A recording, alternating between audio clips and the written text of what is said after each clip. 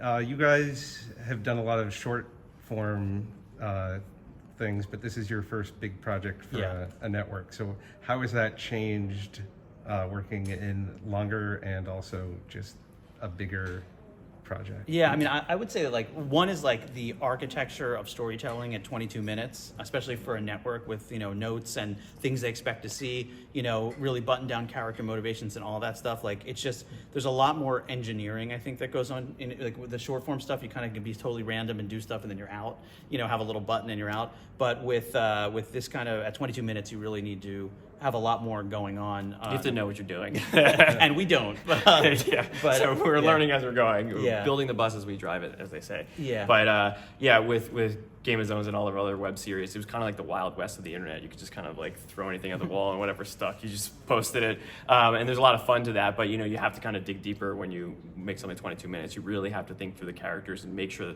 that they are sustainable and have legs that can go on for seasons. And so there's a lot more layers we had to think about. Yeah, like you don't worry about B plots or C plots when you're doing a little short about basketball. Yeah. So how do you balance like the more wilder moments with the character drama, or not drama, but like the character development over it? Yeah, I it's hard to say. So much of it is instinctual, and a lot of it's like music. I feel like it's like we both play music and very improvisationally, and sometimes it's just like you just feel things out. And we spend a lot of time trying to reverse engineer instincts and be like, oh, this is supposed to go here and this is supposed to be here. But a lot of it is just feel and the feeling that like, okay, we've done this. This is silly. Now we kind of want to dip into this unexpectedly serious. Yeah, like moment. I'm bored of this. Let's do something new at this point. Yeah. Or I feel like we don't see enough of this character. Why don't we check them out again? Yeah. And how much of the character's dynamic or is based on your own working as brothers and being brothers? Yeah, I mean, there's definitely some of that. I think Mark and Hank, there's a lot of elements of that. We also have Mark and his next door neighbor is sort of like me and Adam in the modern times. His neighbor David kind of represents Craig now, and Hank kind of represents Craig when he was younger and looked up to me.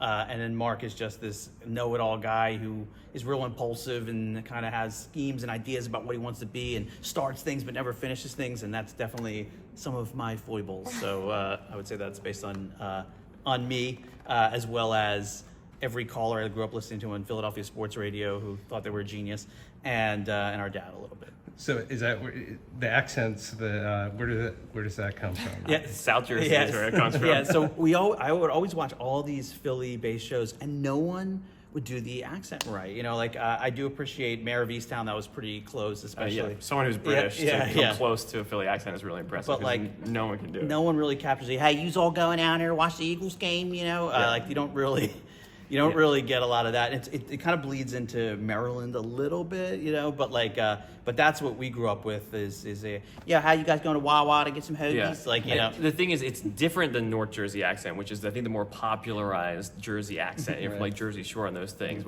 and that's more like the New York flavor of the accent. But there is a distinct Philadelphia area accent, and we want to bring that to the world. Yeah, it's important. Yeah.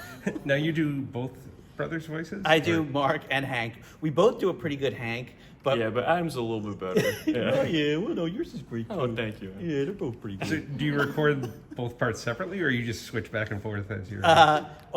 We did some table reads, and they were on Zoom, and it was just me talking to myself, and if no one. Adam does like 4 characters. Like he also does Murph Man, and he does Artie, and so he's constantly changing his voice a lot. Craig does all the other like ancillary. I do. Yeah, I play like the Hello Hank. I'm like the robot, and I also play the monkey and the co-pilot and other things.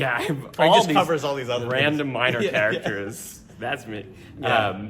But I'm trying to. Oh yeah. But those Mark and Hank, when we're recording, like we'll generally do it character by character. Like it's one of the things actually about going from a small thing where we're doing everything ourselves to the bigger scale thing is that there's processes and other things that like you kind of want to follow because there's now so many more moving parts. And one of them is like learning how to like record and like do it professionally. And we kind of run through each character by character, and then Craig sometimes will read with me and that sort of thing. So. Yeah, we're still kind of finding that process a little bit, but right now it's pretty regimented between 2 different characters.